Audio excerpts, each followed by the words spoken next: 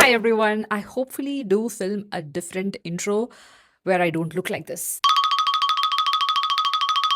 Anyway, I know I look a little bit crazy, but I figured I need to start the vlog today for it to be proper a 1 week. So the plan is to actually film how much I realistically read as someone who works full time and still manages to read and create content. So I just want to show you because people have been asking me how I find time or how much do I actually read in a day or in a week. So I wanted to show you as much as possible because I forget to film. In most cases, when I do vlogs, I forget to film. So that's what happens. So today's Saturday. We're gonna start and try to do up until Friday. Today is 20th of June. So hopefully we'll get the last week of June. And I'm also trying to get a lot of reading done to finish my TBR and all of that. So currently I'm reading Audition by Katie Kitamure. I was not supposed to read this right now. I actually tried reading Little Thieves, and then I also tried a different book. Not able to get into any of it. Surprisingly, got 100 pages into it, and I started this yesterday. So I am actually counting pages from today onwards. So I started from some 49 today, and I'm at 100 right now. So it's already around 50 pages done. And mostly because we are just lying around the house today and not going anywhere. So which is why I'm able to get reading done. And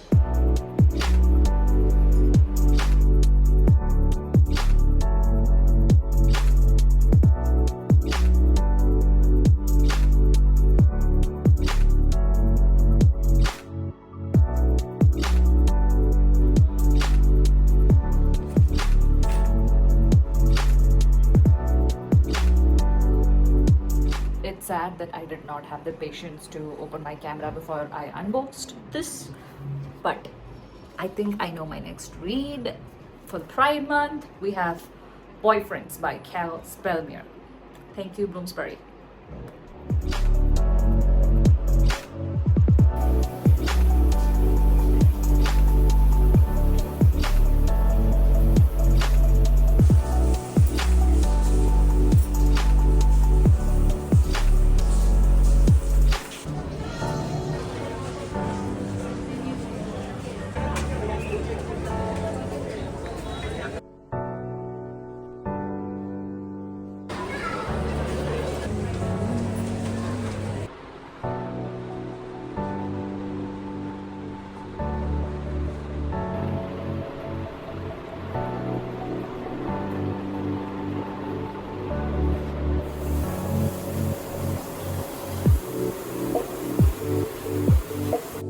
Hopefully, the noise is not too much, and I think we should use the lights. Just give me a second. So today is Sunday, and I did not get to do a lot of reading today. I was out for a bit, but I did finish Audition by Katie Kitamure. I read maybe around like 50 pages today. I don't know the exact number. I'll put it here, but I did finish it, and my my thoughts are. I think I posted a story on Instagram just after I finished it. Is I'm disappointed because I thought being shortlisted for Booker this would be, I don't know. I think I was a little bit catfished by the dramatic rating of the artist in the Booker's Instagram page, where it felt like something scandalous or I don't know, something fresh. This was very artsy, experimental, and there are two conflicting narratives that's written, but I don't know what's the point behind that. So yeah, I'd say the author's magic wand is how she's using symbolism, all the other literary devices, and her vocabulary immaculate. But plot and story, I don't know why is it. It could be a cool lit book, but it did not grab my attention. Yeah, that I mean, like writing is so good. I would like use a lot of this for like learning creative writing, but it's not an enjoyable read. Yeah, so not an entertaining read, but good learning material. That's what I would say.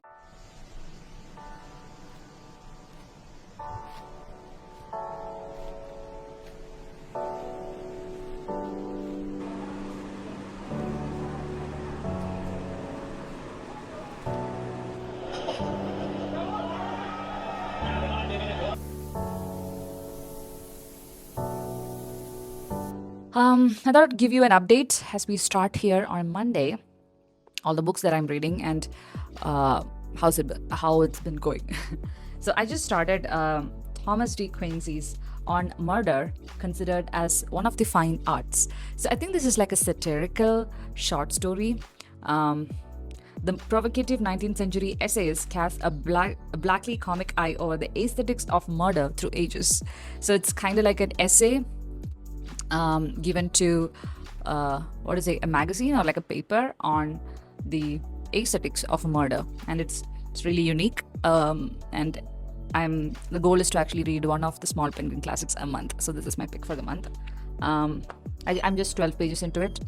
And I also started Boyfriends by Kai Spellmemer. This is like Pride Month pick, but I read queer books all year round. So it does not have to be a Pride Month read. You can read it any time of the year.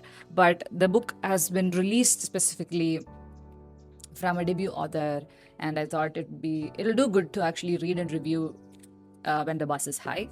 So I just reached 30 pages, just 2 chapters. It is dual POV, it's coming of age. I kind of have a feeling that this will be like the queer version of Nothing Like the Movies. Yeah. For fans of coming of age, young adult, friends to lovers trope, I think you would love this. So far I'm just 2 chapters in, but I feel like I can get a great chunk of this done today. Yeah, we'll see. And I've also been reading on and off Stephen King's On Writing. This is actually my creative writing guide. And from Stephen, I've also picked up some other books that will help me learn writing a little bit more or help me edit after I've written. I'm on page 134, like, yeah, just 1/4, a little more than a 1/4 of the book. So, yeah. I've been reading this and I figured out that Stephen was under the influence when he wrote Misery, when he wrote Cujo, and he does not remember the bigger part of writing a novel like that, and that is sad. And but there is a lot to learn from someone who has committed the biggest mistakes and came out of it.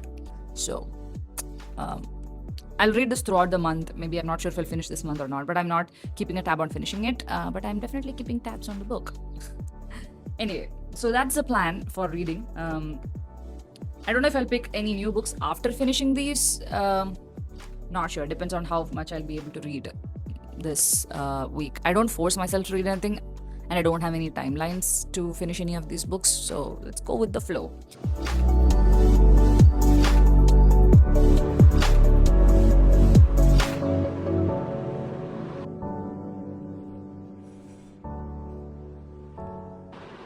A quick pop in to tell you a personal opinion about writers mentioning things from the present into the books, especially things that are like technology.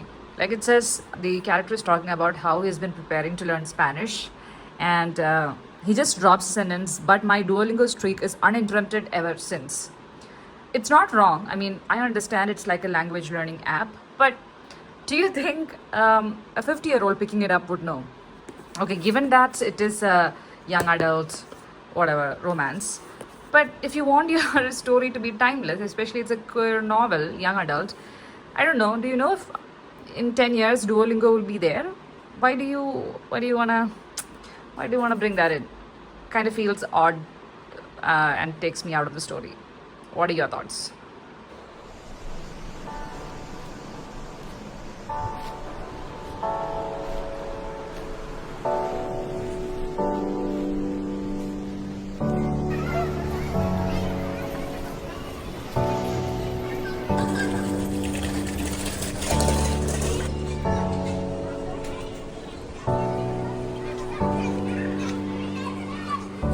It is way past my bedtime and I am on page 200. I started page 30 today. If I push, I could finish this, but I am sleepy though. What do I do? Hi everybody. Happy Tuesday.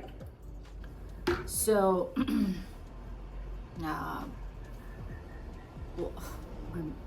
for some reason my brain is off today.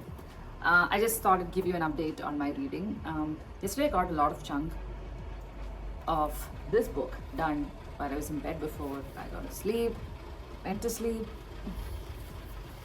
I'm on page 205. It's a big ass bookmark. And I think I have 100, exactly 100 pages. This is 306 pages book, exactly 100 pages. And so far, I feel this is a brain of book, right? It's like any contemporary romance, but more than that, this is a young adult coming of age story. So far, this is like an open book. There is nothing, or closed book. How do we say that? The one with no spice on page so far, right? And I don't think it would be there. It is marketed for young adults. So I actually needed this, something that I could get through without actually thinking of annotating, picking the pen up, so that I could, just warm up my brain for some of these bad boys right here. Ooh, right there. So I'll probably finish this right now in this sitting before I get to work and get to the next books. Quick update. I got some book mail.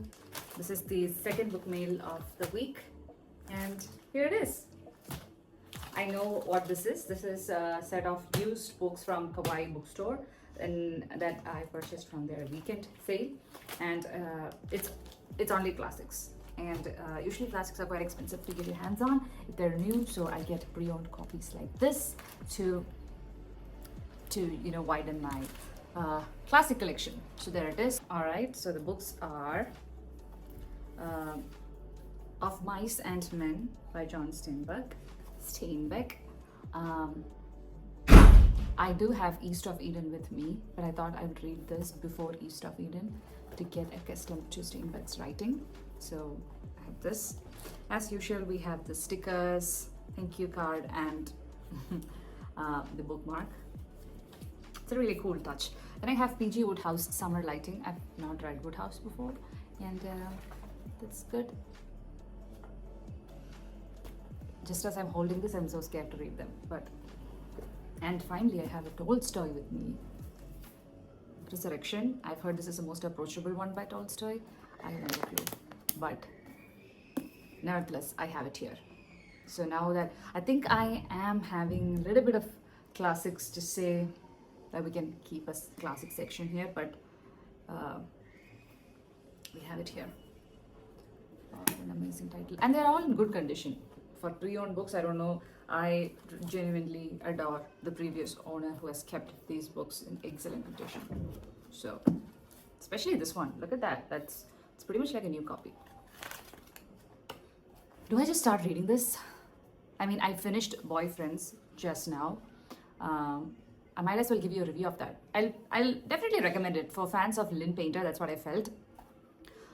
Young adult queer book for Pride Month, but read queer books all year round. That's what I would say.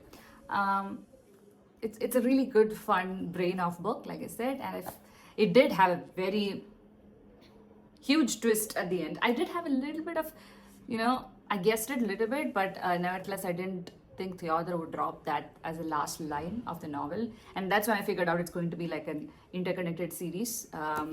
Yeah.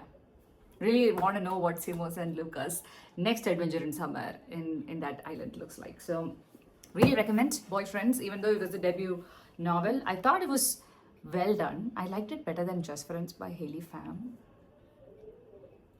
Yeah, don't be mad at me for saying that, but I did like it better than that for some reason. The only point where I felt, even though all the chapter headings had who the narrator was, like it's dual POV, right? This is Luca, this is Simo. I just found it hard because both of them bled into each other. These two characters, they sounded like the same person. If you, because in the inner monologues feels very safe. They're not two distinctive voices. That's the only thing that I have to say about the book. But anyway, it's a good Tuesday. We have book made. Okay, bye.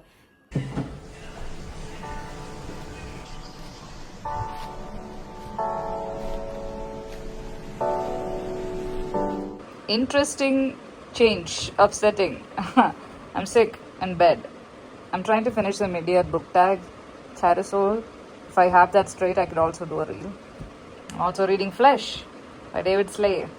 I'm also working. It's Wednesday. I have work to finish. It's all happening together, but I'm in bed. and I literally cannot get up. I have a hard bag, and that's happening. I'm not even showing my face. Hi. Whoops. Hi. Yeah, this is terrible, but see you. Hopefully, when I feel better again. Guys, at this point, I think we should give up on uh, this vlog. Anyway, I'm 110 pages into Flesh. I started this today, so I guess I read 100 pages. I'm back. When I say I'm back, I am back from the bed.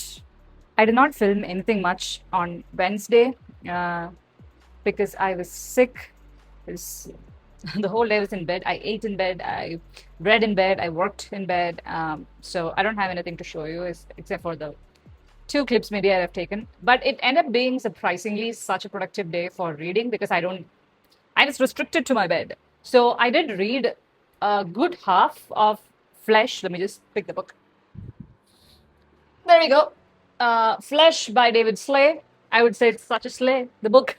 I'm on 226 right now. I did not read anything today. So that means 226 pages of Flesh I read one day. That too was a sick day. I think I unlocked some speeding technique for my reading and also, okay, to give the book full credit, the book is having like huge font and it is completely conversational. There's not a lot of prose in here, and it's all and it's one-word conversations. If you can see, you can just read yes, no. Are you okay? Yes, no. Okay. So these are the conversations happening, and actually, Slay's writing in this it's a very unique writing that's actually testing the patience of the reader to be not so annoyed with the protagonist, who is Ishward. Now about Ishward, is that how we pronounce his name?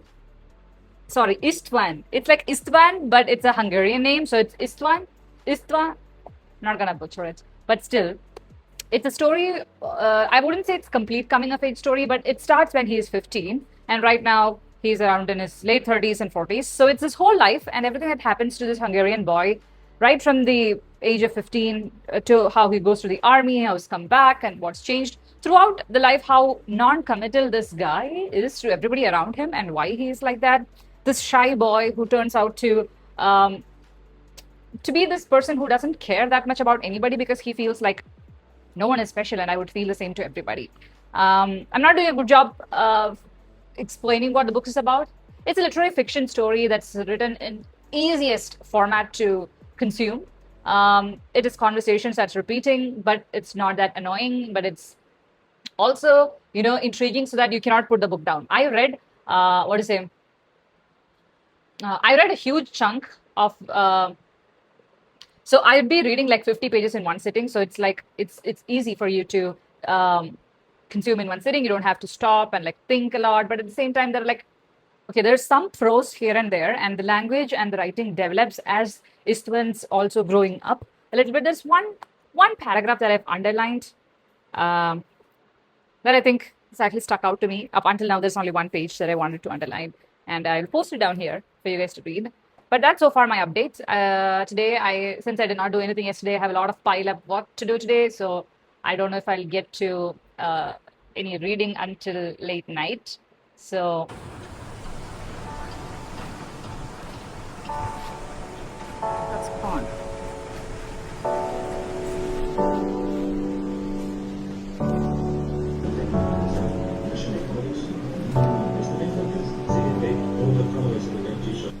Hi everyone. Okay, today we are winding up our weekly vlog where I show you how much I realistically read in a week as someone who creates content but also work a full-time 9-to-5 job. So the idea was to show you realistically how much I'm able to read in a week. And I don't know if this is a very accurate representation of how much I read, because I read a lot this week.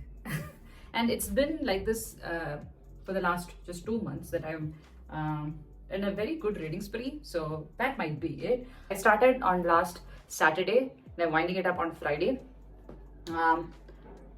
Yeah. So I started the week by reading actually The Poppy War and Boyfriends. The Poppy War is actually a reread, and I was listening to it while I was working out, cooking, going on a walk and everything. I finished it. This is in preparation to read Dragon Republic this month in July. And I did start 10 pages of that, so slowly getting into Dragon Republic. But this was a much needed reread because I did not remember shit in this. Even during the reread, I would say 10 on 10 best fantasy debut and one of the best representation of Opium Wars by R.F. Huang. I would definitely recommend you guys picking it up. But I think I gave my in-depth review the last time. Even as a reread, it's still one of my favorite fantasies. And this one was actually sent to me by Bloomsbury. This is a debut author who's written this queer young adult novel, and it was released for Pride Month and everything. And it's really a good brain of book, like I said before.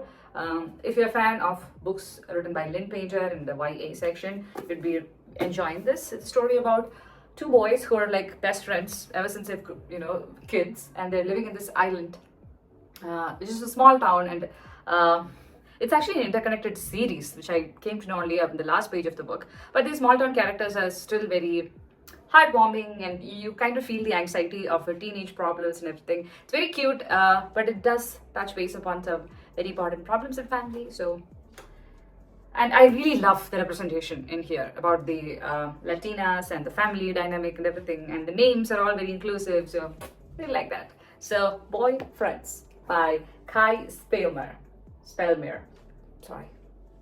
And then the classic of the month from my little book of classics I read, On Murder Considered as One of the Fine Arts. This is like a satire essay, I would say, where in England there is a community who are basically proclaiming themselves as fans of murders. So they are like themselves either practicing the art or fans of criticizing the art, and the most acclaimed murderers are the best artists. And in the essay throughout, the orator is giving examples of art throughout different centuries. When I say art, I mean murder. So there is element of humor in the whole way, where a society that talks about murder and killing and everything as a form of art, and how artistic it was done and all of that. There are like few lines that I've underlined which I did not think were like something I would actually take away from this, but it's a short read, and it's basically how you would perceive writings from that time and era, and also to get to know about the author, I guess. So that was a good refresher. I read a classic. I really want to read non-fiction, but I'm just getting into it, so I'm starting it this week. I'll tell you about that. And after I read Boyfriends, I read Audition. Audition was one of the most anticipated books that I had from the Booker shortlist. So this was also shortlisted along with Flesh. I also read Flesh this week. So I understand why this did not win. Let me just start by saying that. Katie Kitamura's Audition did not live up to the expectations, or how it was at least marketed to me. I don't think this is a book that you read out of marketing influence. You need to know the author and their writing and fall in love with that and be a fan to read and enjoy this. Unfortunately, this is my first book by the author, and I don't know, it's a story about two conflicting narratives that you read, like two parts of the story. One in which you're introduced to this actor who's like a seasoned actress, and she meets this guy, and in that scenario, they are not mother and son. And in the second narrative, in part two, they are like son and mother. So the way life would play out and how they would resent the other person, even if they are related and if they are not. Yeah, something like that. And I don't know what the whole takeaway was at this point. Yeah, this was a disappointment. But it was a Booker shortlist, and I tried the author. So that's something. Right after, I wanted to know, is all Booker shortlists like this? So I picked up Flesh by David Slay, which actually won, and I get it why this one won. I've not read the others, but I've heard Flashlight is also really good. Might pick it up later. I don't have it on my TBR, but Flesh by David Slay is actually the easiest book to get through, guys, because the conversations are repetitive, and it is like very colloquial. It is like I don't know, if you are in a mode where you are like easily annoyed, don't pick this book up, because the protagonist is so annoying. The character himself is like, I don't know, he would make the person he's having a conversation with annoyed. So imagine being in his head, right? So he would keep repeating, he would ask the question back again. Like when someone's asking, did you have food? Then he's asking, are you asking me if I had food?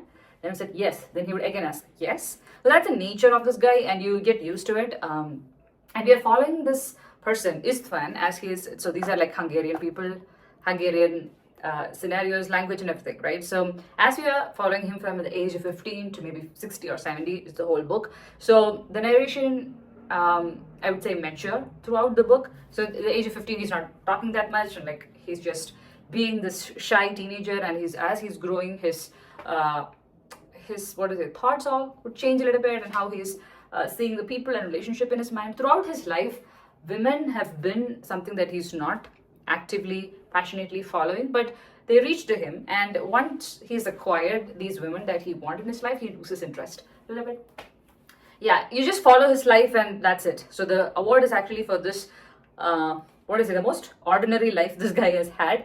And what would happen if some extraordinary situations would put him in places where, it's the story of like someone who's going from the darkest part of the streets to the highest parts of luxury, and what happens when you're brought back down, all of that. So I think it's a very complex and layered book, and you could choose to read it on a periphery level and still have fun with it. That's what I'm saying. But if you sit down and think a lot, the book is so complex. David Slay's Flesh. And then I read, again, something to take my mind off after I read something complex, is My Sister the Serial Killer. Now, I've heard this book, I thought this was going to be like a thriller, but I've later figured out that this was also nominated for some Booker or translated, or like, what was it, women's fiction, something like that. Now, this is actually a community or like a group of people I've never read about. It's about a Nigerian nurse. So if you look at this, you can see this. The cover is actually really cool. A Nigerian nurse, and what's her name? Ayola. No, Ayola is the sister. Korde. I don't know. The names, I'm not doing justice to it. But her sister keeps killing men she's dating.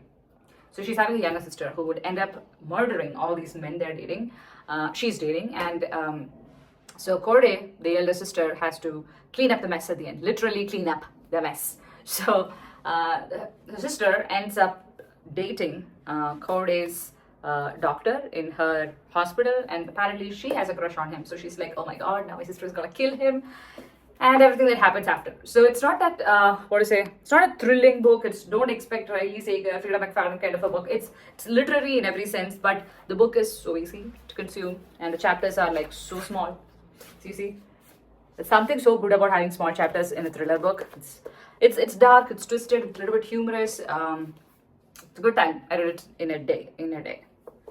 And that was all. And I think I took a break. And in between all of this, I kept reading Stephen King's memoir on writing, but that's on and off. Other than that, I just started reading Strangers, and I've read only 30 pages into it, and I am fuming.